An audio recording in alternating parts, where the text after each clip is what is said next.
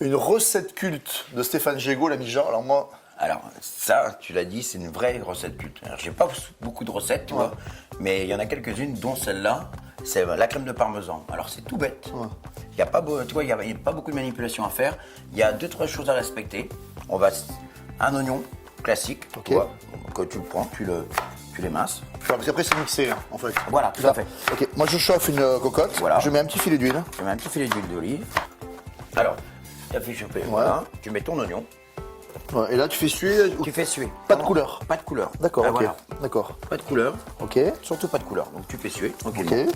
Alors tu as ton bloc de parmesan. Alors là, c'est la première petite astuce. Ouais. Tu dois diviser en deux.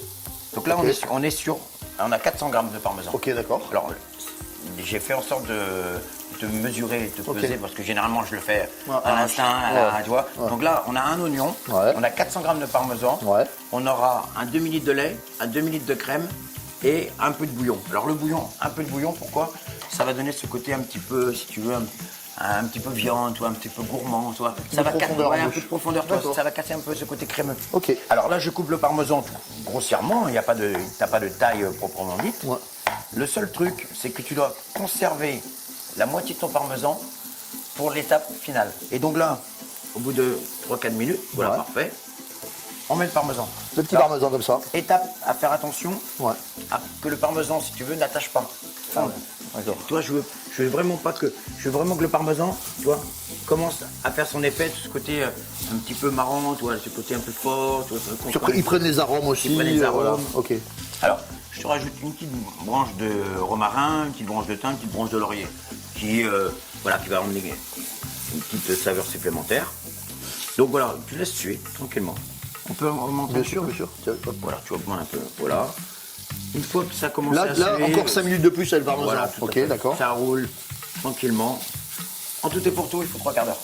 Ah, quand même. Ah, ok. Trois quarts d'heure. Belle infusion. Voilà, il faut 3 quarts d'heure. Ok. Tranquillement. Ça, c'est le signe qu'il faut. Maintenant, c'est bon, il faut mouiller. Ah, parce que parmesan, on faut faire attention. Hein. Ah, Alors, ouais. on mouille avec quoi? Alors, lait, Le crème. lait. Poids égal. Exactement. Lait. La crème. Crème fraîche liquide, hein, pas épaisse. Voilà, Hein. pas épaisse. Ok. Et on a à peu près un demi-litre de bouillon. D'accord. Mais là, on va pas tout mettre. Ok. On met la moitié. Petit bouillon de viande, Petit tout ça. bouillon de viande, petit bouillon de poule. Ok. Donc voilà.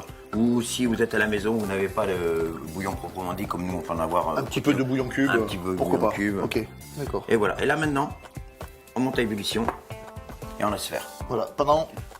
Là, on laisse faire pendant une quinzaine de minutes. D'accord. Ok.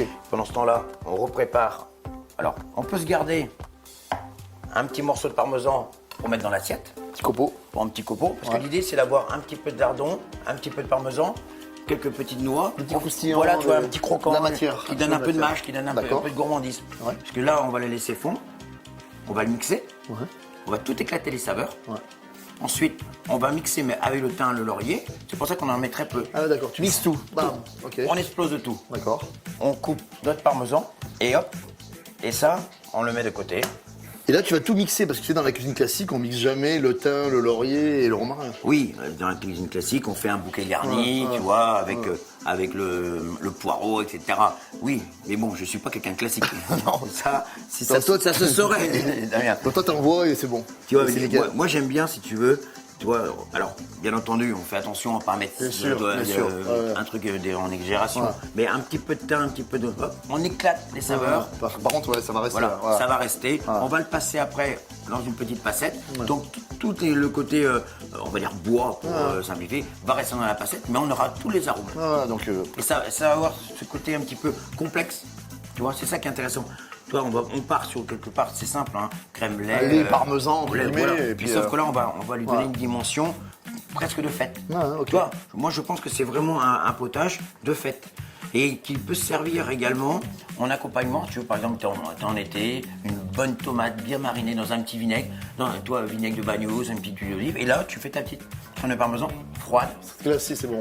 et tu mets dessus, et là, au lieu de mettre tout bêtement, toi, le copeau de parmesan dessus, bah, tu te fais une petite crème, c'est un côté festif, c'est un côté... Toi, tu sers ça plutôt l'été ou plutôt l'hiver? Alors, Tout le temps. je suis contraint maintenant de le faire tout le temps. Ah, même l'été, tu sers ça? Même l'été, je sais.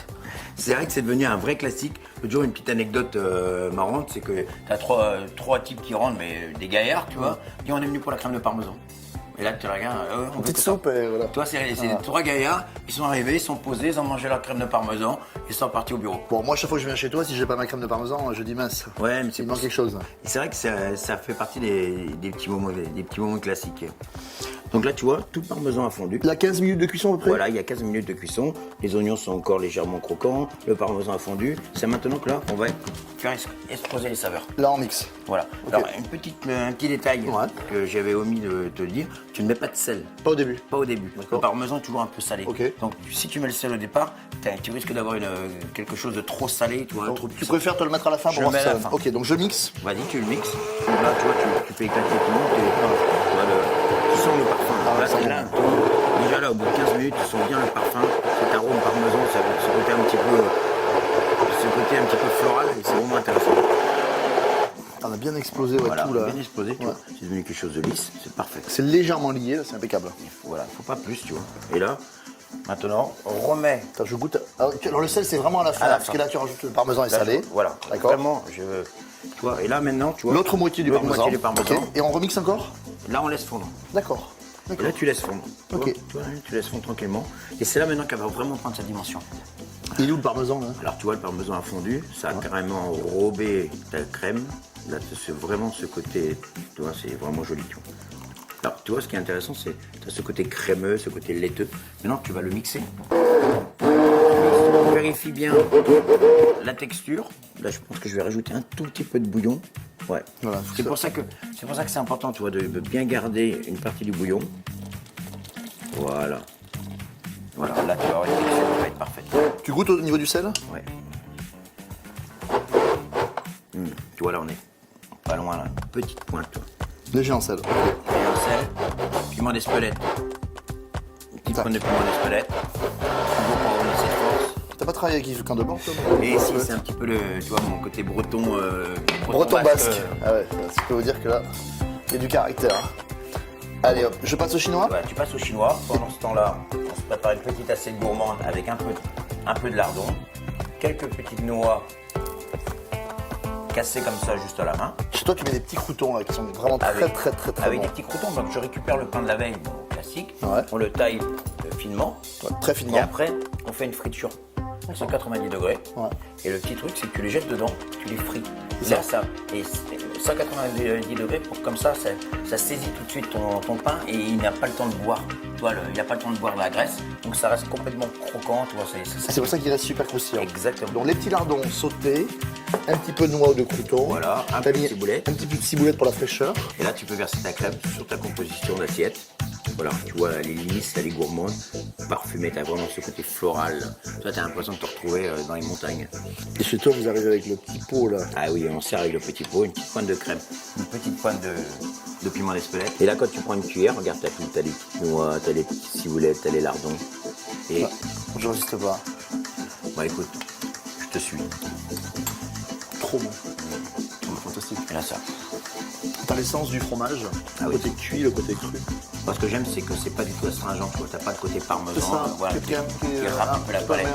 Non, là, on est vraiment sur quelque chose de très doux, très floral, tu vois. T'as l'impression d'être vraiment sur le pâturage. Il est trop fort, Stéphane. Ça, c'est pas vrai, mais c'est un joli mensonge. Mais non, pas cette culte. À bientôt.